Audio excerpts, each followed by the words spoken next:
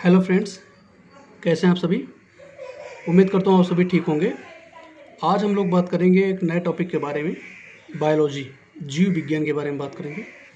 इससे पहले जो लोग मेरे चैनल में नए हैं वो मेरे चैनल को सब्सक्राइब कर दें और बेल आइकन को दबाना ना भूलें, जिससे जब भी मैं कोई नया वीडियो डालूँ तो उसका नोटिफिकेशन आपको मिलता रहे। अब हम लोग बात करते हैं बायोलॉजी के बारे में। ठीक, जो बायोलॉजी वर्ड है ये ग्रीक लैंग्वेज का एक वर्ड होता है जिसका अर्थ होता है बायोलॉजी। बायोलॉजी क्या है, दो वर्डों से मिलकर बना हुआ है, बायो और लॉजी। ये बायो वर्ड दो वर्डों से मिलकर बना हुआ है, एक बायो दूसरा लॉजी। इसमें से बायो वर्ड का अर्थ होता है लिविंग, मतलब जो सजीव, और लॉजी मीन्स होता है टू स्टडी, मतलब अध्ययन। तो इसका मतलब बायोलॉजी का मतलब हो गया सजीवों का अध्ययन। ठीक है। अब किसी भी सजीव के सजीव होने के लिए जो आवश्यक दशाएं हैं, मतलब required qualities for living to any organism, वो क्या हो सकती है। मतलब हम किसको कह सकते हैं कि ये सजीव है, उसकी कुछ प्रॉपर्टीज होंगी ना। तो उसके लिए ज़रूरी है कि उसमें रेस्पायरेशन होना चाहिए, मतलब श्वसन होना चाहिए, न्यूट्रिशन मतलब पोषण होना चाहिए, डाइजेशन मतलब पाचन होना चाहिए, एक्सक्रीशन मतलब उत्सर्जन होना चाहिए, और उसमें ग्रोथ होनी चाहिए। ठीक है। अगर ये क्वालिटीज हैं किसी में तो वो सजीव कहा जाएगा। At least two qualities are required, इनमें से अगर दो क्वालिटीज भी होती हैं तो वो सजीव के इस श्रेणी में आ जाएगा। ठीक है। अब हम देखते हैं कि बायोलॉजी जो वर्ड है ये दिया किसने था। ठीक है।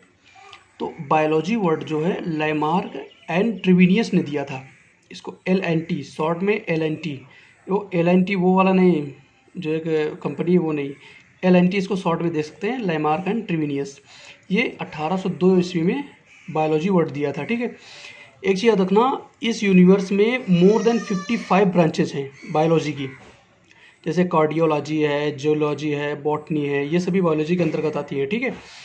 इनमें से हम लोग दो मेन ब्रांच पढ़ते हैं, बॉटनी और जूलॉजी। ठीक है, ये दो मेन ब्रांचेस होती है, यही हमको कवर करना है। और मैं ऐसा बताऊंगा जो पॉइंट टू पॉइंट होगा, मतलब जो हमारे एग्ज़ाम के लिए यूज़फुल होगा वही वही बताऊंगा अच्छे से। इसमें से हम लोग पहले बात करते हैं बॉटनी की। तो बॉटनी क्या है, इसमें क्या करते हैं, प्लांट्स का स्टडी किया जाता है। मतलब बॉटनी जीव विज्ञान की वह शाखा होती है जिसके अंतर्गत पौधों का अध्ययन किया जाता है। ठीक है। तो फादर ऑफ बॉटनी क्या हुआ, थियोफ्रेस्टिस।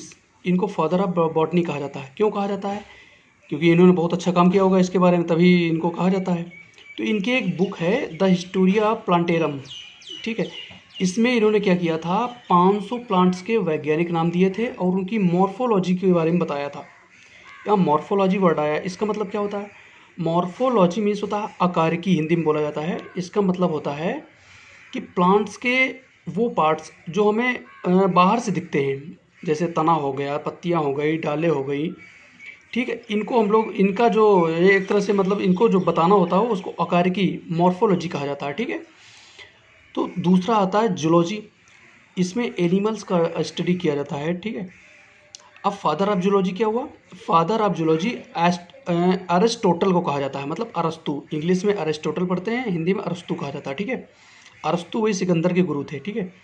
इनकी बुक क्या थी, द हिस्टोरिया ऑफ एनिमेलिया। इसमें इन्होंने क्या किया था, इसमें इन्होंने क्या किया था, 500 एनिमल्स के बारे में उनके वैज्ञानिक नाम और उनके बारे में अध्ययन करके लिखा था। ठीक है। इसलिए इनको क्या कहा, फादर ऑफ जूलॉजी कहा जाता है। अब देखिए, इसमें से बॉटनी और जूलॉजी में देखा जाए तो जो हम जीवों का जो अध्ययन होता है वो ज़्यादा कठिन माना गया है प्लांट्स के कंपैरिजन में। इसलिए जो जूलॉजी का फादर है अरिस्टोटल को, उसको ही फादर ऑफ बायोलॉजी बोल दिया गया है। ठीक है। अरिस्टोटल को ही, मतलब फादर ऑफ जूलॉजी वही फादर ऑफ बायोलॉजी के नाम से जाने गए। ठीक है। अब हम जूलॉजी की, सबसे पहले जूलॉजी की बात करते हैं, जंतु विज्ञान के बारे में। ठीक है। इसमें से हम सबसे पहले पढ़ते हैं सेल, कोशिका। ये क्या होती है, देखिए, जो अंडा होता है, अंडे के निषेचन मतलब उसके फर्टिलाइजेशन के बाद जो पहली संरचना बनती है उसे सेल कहा जाता है।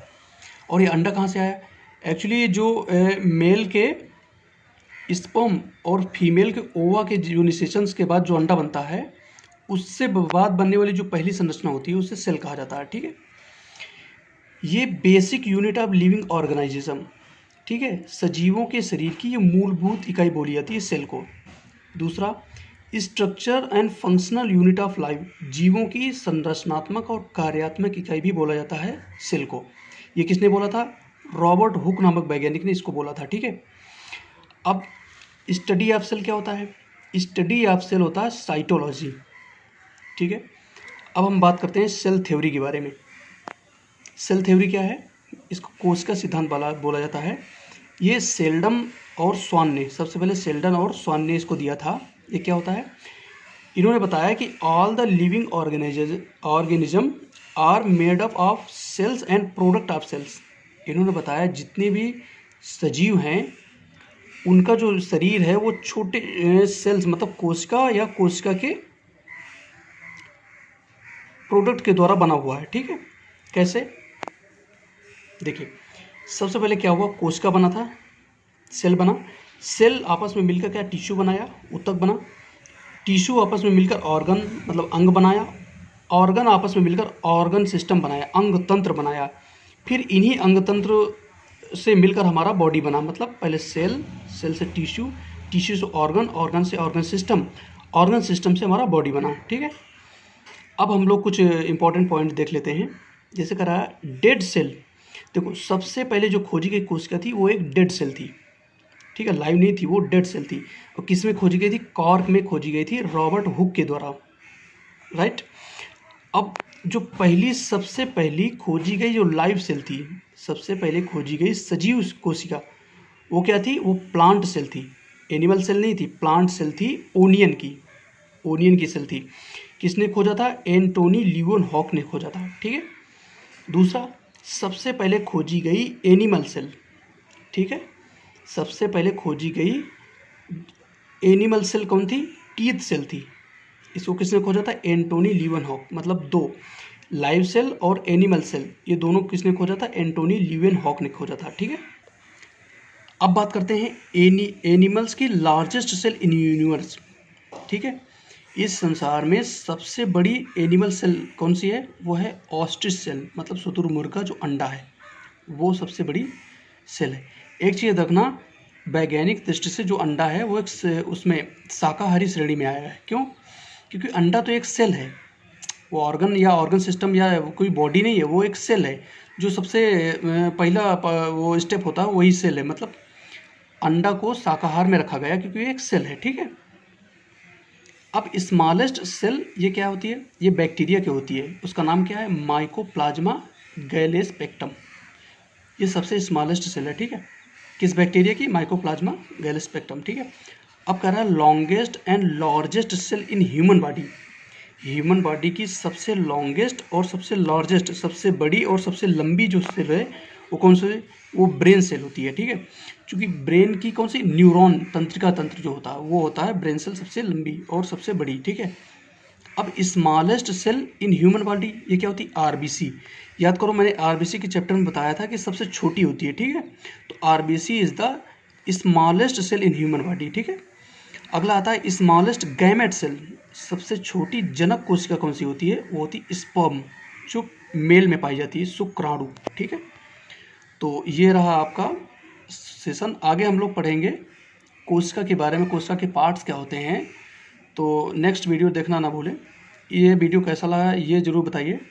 वीडियो अच्छा लगे तो इसको लाइक करिए, शेयर करिए और मेरे चैनल को सब्सक्राइब करिए। Thank you.